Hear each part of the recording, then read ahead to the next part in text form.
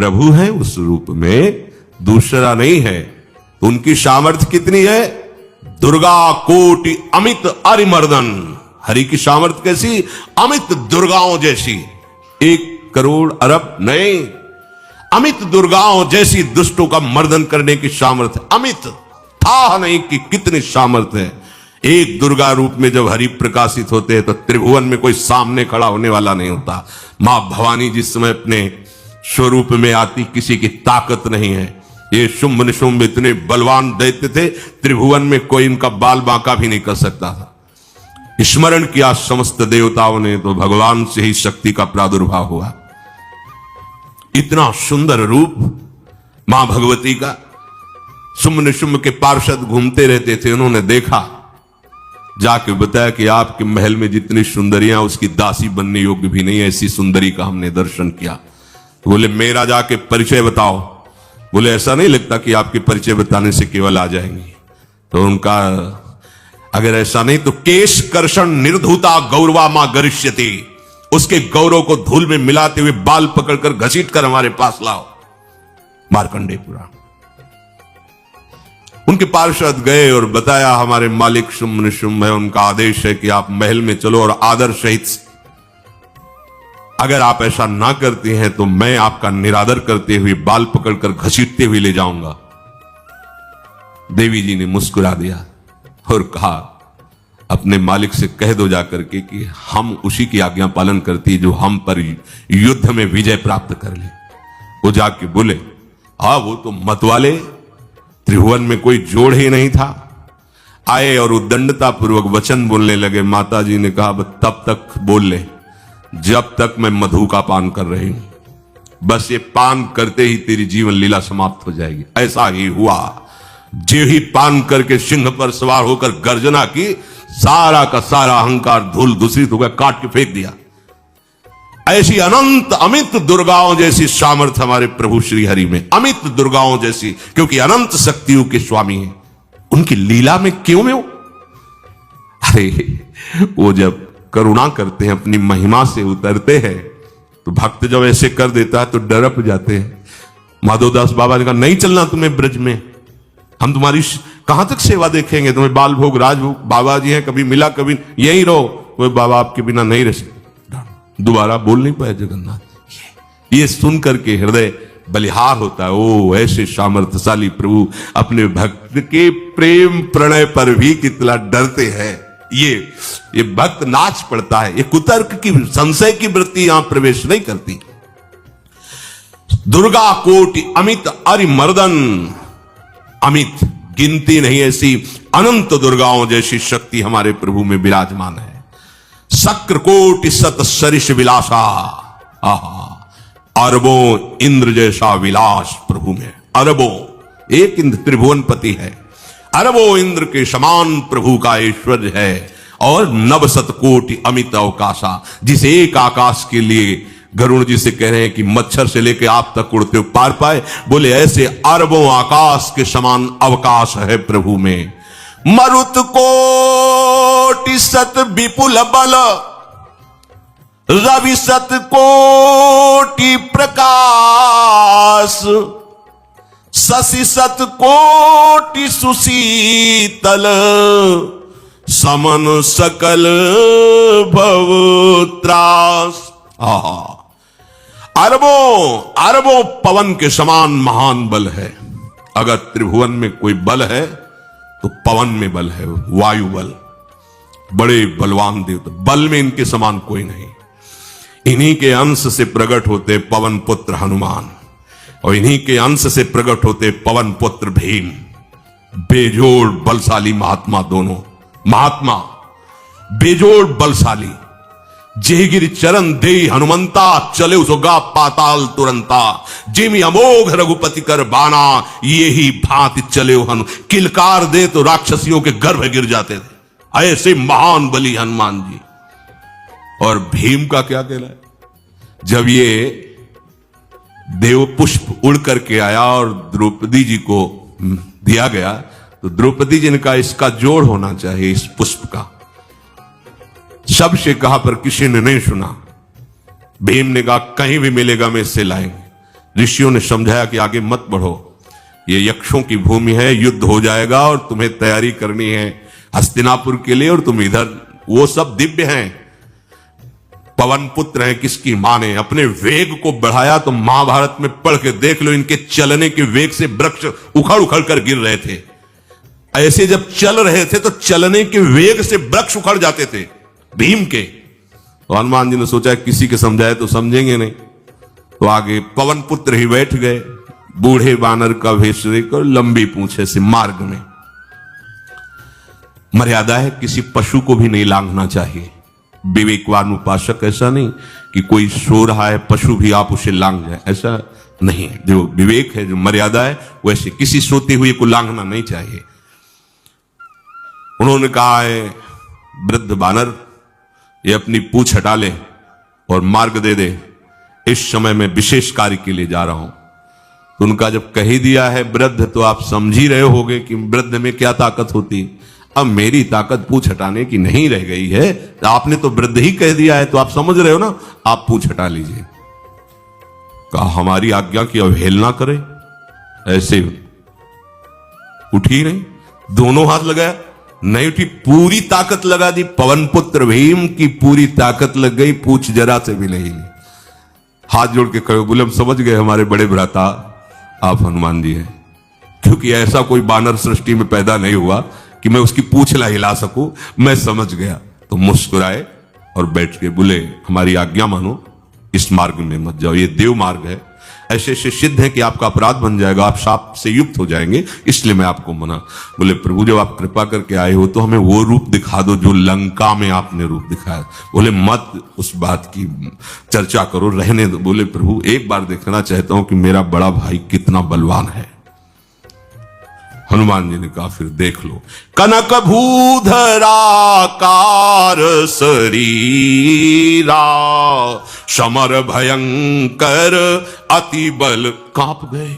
भीम जी हाथ जोड़ बोले भैया नीचे, स्वर्णिम कांति, वो भयानक उनका रुद्र रूप, कांप गए, भीम कांप गए।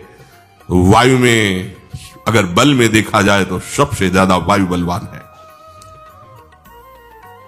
भगवान कैसे है? मरुत कोटि सत विपुल बल, अरबों वायुओं जैसी महान ताकत हमारे प्रभु में है, संशय नहीं। वो अगर छोटी सी कार्य के लिए सहयोग लेते हैं, ए उठवा दो, ऐसा कर, भक्तों के साथ वो विनोद करते, लीला करते, नहीं उनमें बल कितना है। ऐसे पवन पुत्र हनुमान जिनके चरणों को ऐसे गोद में लिए रहते हैं।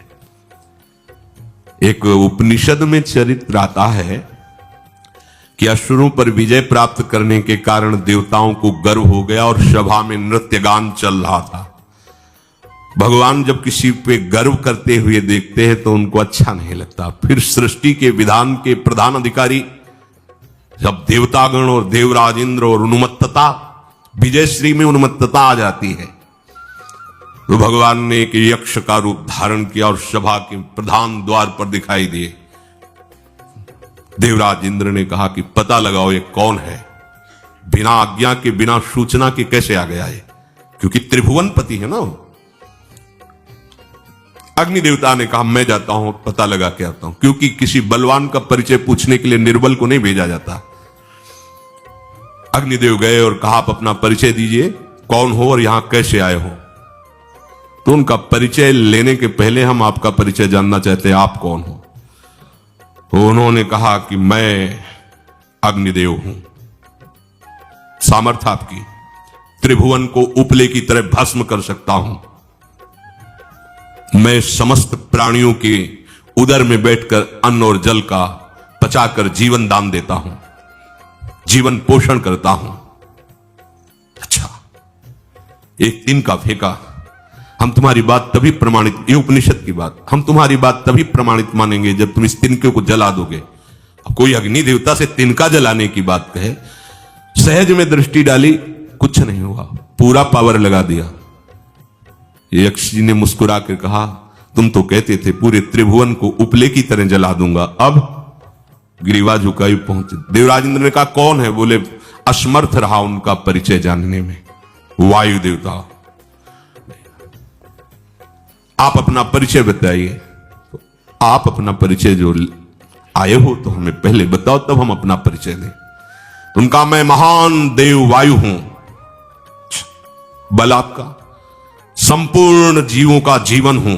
अगर मैं रुक जाऊं तो एक भी क्षण सृष्टि टिक नहीं सकती, क्योंकि सब वायु से जीवित है और मैं पूरे ब्रह्मांडों को तिनके से उड़ा सकता हूं।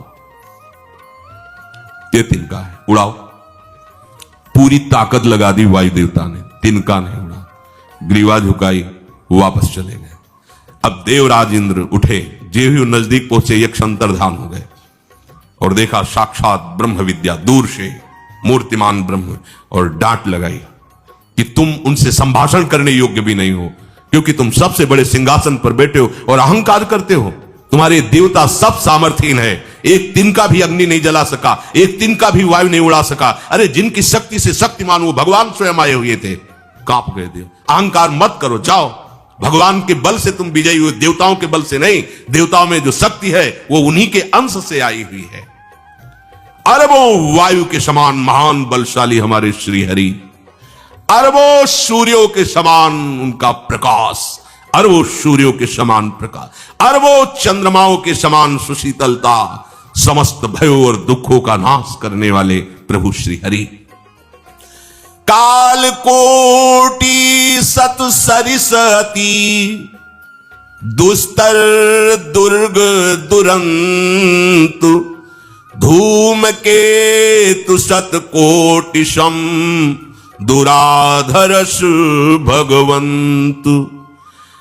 अरबों कालों की सामर्थ्य, अरब नहीं अरबों कालों की सामर्थ्य भगवान एक काल अनंत ब्रह्मांडों में तांडव मचाए रखा है।